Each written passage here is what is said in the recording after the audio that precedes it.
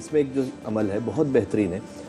رشتے کے اعتبار سے بھی، رزق کے اعتبار سے بھی، اور قرآنی عمل ہے۔ ہر نماز کے بعد ایک مرتبہ سورہ قل هو اللہ احد کا ورد کر لیں بس، بسم اللہ الرحمن الرحیم، سورہ اخلاص کو پڑھ لیجئے ایک مرتبہ فقط، انشاءاللہ العزیز۔ چونکہ حدیث میں ہے، اس کا مفہوم یہ ہے کہ اللہ سبحانہ وتعالیٰ دنیا اور آخرت کا خیر بھی عطا کرتا ہے، اور یہ میرا ذاتی تجربہ ہے اس پر، میں نے اس پہ کثرت سے عمل کیا جس نیت سے پڑھا ہے، اور اپنے اور والدین کے گناہوں کو بھی معاف کرتا ہے۔ حضور مکرم صلی اللہ علیہ وسلم نے ارشاد فرمایا تو اگر گناہوں کی وجہ سے کوئی بندش ہوتی ہے تو وہ بھی دور ہو جاتی۔ اب قوم کا ایک اور بھی مزاج ہے، وہ یہ ہے کہ ایک جگہ، میں نام نہیں لوں گا یہاں پر، پاکستان سے باہر کسی جگہ پہ میں پڑھ رہا تھا کچھ پروگرامز، تو وہاں پر کچھ لوگوں نے آ کے اپنے ایسے مسائل پوچھے، تو ہم نے مثلاً یہ وظیفہ ذکر کیا کہ آپ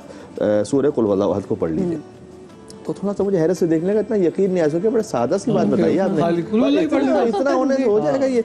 اچھا، تو میں نے محسوس کیا تھوڑا، میں نے کہا دیکھیں حضرت، مجھے لگتا ہے کہ اگر میں آپ سے کہتا نا کہ یار تم کالی مرغی ذبح کر اور اس کے کلیجی لے کر قبرستان جا کر وہاں کھلانا کسی کو، کوئی تڑپتا ہوا مرے گا نا، تو پھر تم کہتے ہیں کہ ارے یار قبلہ صاحب نے کیسا وظیفہ بتایا نا، تو زمین و آسمان میں کسی کو نہیں پتا تھا، ابھی ابھی وہی نازل ہوئی۔ میرے بھائی، یہ جو قرآنی آیات ہیں، یہ جو اوراد ہیں، اس پر چونکہ ہمارا یقین اٹھتا جا رہا ہے۔ خود ایک روایت ہے جس کا مفہوم ہے، صادق علیہ محمد امام جعفر صادق علیہ السلام، ان کے پاس ایک شخص آیا، اس کو ہاتھ میں تکلیف تھی، تو اور گویا ہاتھ ٹوٹا ہوا تھا، تو اس زمانے کی جو دائر ہے کہ کیا کچھ جڑ سکتا تھا کس طرح سے، تو انہوں نے ایک کرامت دکھائی، اس کے ہاتھ پر اپنا ہاتھ رکھا اور کچھ پڑھا، بتایا نہیں اسے کہ کیا پڑھا، اس کا ہاتھ ٹھیک ہو گیا، چلا گیا۔ بعد میں خیال آیا کہ پوچھو تو سے کیا پڑھا، تو آیا امام کے پاس اور آ کے کہا کہ اے فرزند رسول، آپ نے کیا پڑھا تھا اس پر؟ کہا بس تیرا کام ہو گیا، کیونکہ وہ جانتے تھے اس کی حقیقت کو، کہ تیرا کام ہو گیا، کافی ہے۔ کہا نہیں بتلائیے تو صحیح۔ میں نے کہا تو یقین نہیں کرے گا؟ کہا نہیں بتلائیے تو صحیح۔ کہا میں نے بسم اللہ الرحمن الرحیم کو پڑھا۔ اللہ اکبر، تو بسم اللہ الرحمن الرحیم، اس نے کہا کہ بس فقط بسم اللہ الرحمن الرحیم، بس اتنا کہنا تھا، فقط بسم اللہ الرحمن الرحیم، تو ہاتھ پہ وہ اثر پھر ختم ہو گیا۔ اور یہ بھی تو میٹر کہ پڑھے کون،